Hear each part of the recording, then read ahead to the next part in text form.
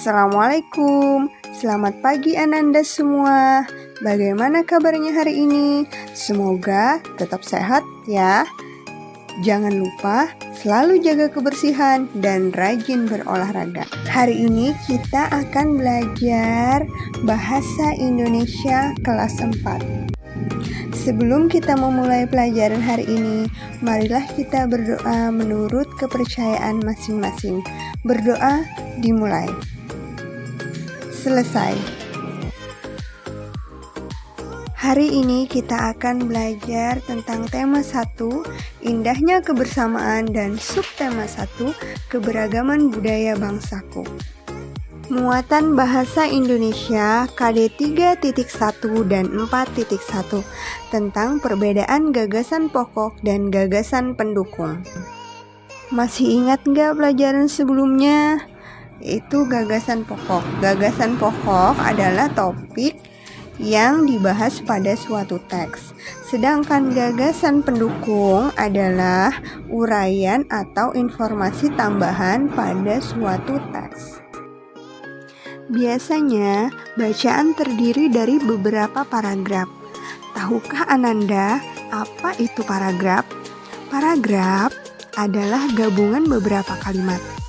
Ini sangat berhubungan dengan gagasan pokok dan gagasan pendukung.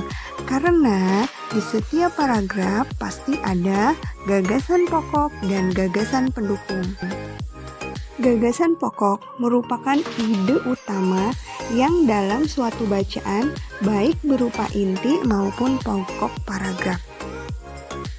Gagasan pokok terdapat kalimat inti atau kalimat utama yang terletak pada bagian awal atau akhir paragraf. Kemudian gagasan pendukung.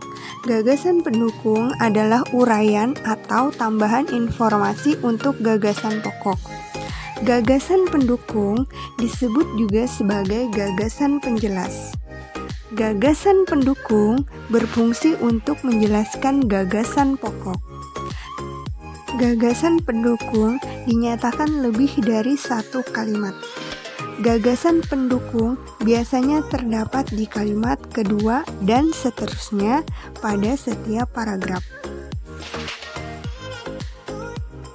Jadi, kesimpulan gagasan pokok dan gagasan pendukung bahwa dalam menentukan gagasan pokok dan gagasan pendukung dapat digunakan langkah-langkah sebagai berikut. Pertama, baca teks dengan cermat. Kedua, temukan kalimat utama atau kalimat inti di setiap paragraf untuk menentukan gagasan pokoknya. Kalimat utama atau kalimat inti ini terletak di awal dan di akhir paragraf. 3. Temukan kalimat penjelas di setiap paragraf untuk menentukan gagasan pendukungnya. 4. Ubahlah kalimat utama dan kalimat penjelas ke dalam kalimat yang lebih inti. Contoh paragraf adalah batik. Batik merupakan kain tradisional Indonesia. Kain batik dihasilkan dengan cara dilukis atau dicetak menggunakan malam atau lilin yang dipanaskan. Kain batik berasal dari Pulau Jawa. Seiring berkembangnya waktu, batik tidak hanya ada di Pulau Jawa. Beberapa daerah di luar Pulau Jawa juga menggunakan batik sebagai pakaian tradisional, misalnya batik Bali. Jadi, kalimat utamanya ada terletak di awal, yaitu batik merupakan kain yang memiliki motif tradisional asli Indonesia. Sedangkan kalimat penjelas terdapat di kalimat 2 sampai kalimat 5, yaitu yang pertama, kain batik dihasilkan dengan cara dilukis atau dicetak menggunakan malam atau lilin yang dipanaskan. 2. Kain batik berasal dari Pulau Jawa. 3. Seiring berkembangnya waktu, batik tidak hanya ada di Pulau Jawa. 4. Beberapa daerah luar Pulau Jawa juga menggunakan sebagai pakaian tradisional, misal batik Bali. Berdasarkan kalimat utama dan kalimat penjelas tersebut dapat ditentukan gagasan pokok dan gagasan pendukung, yaitu sebagai berikut. Gagasan pokok. Batik merupakan kain asli Indonesia dari kalimat pertama.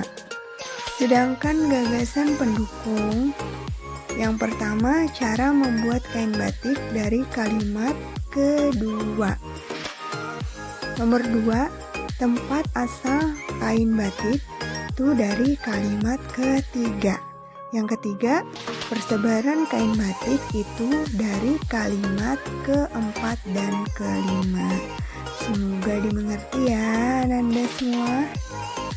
Sekian video pembelajaran kita hari ini, semoga bisa dimengerti. Sampai jumpa besok pagi.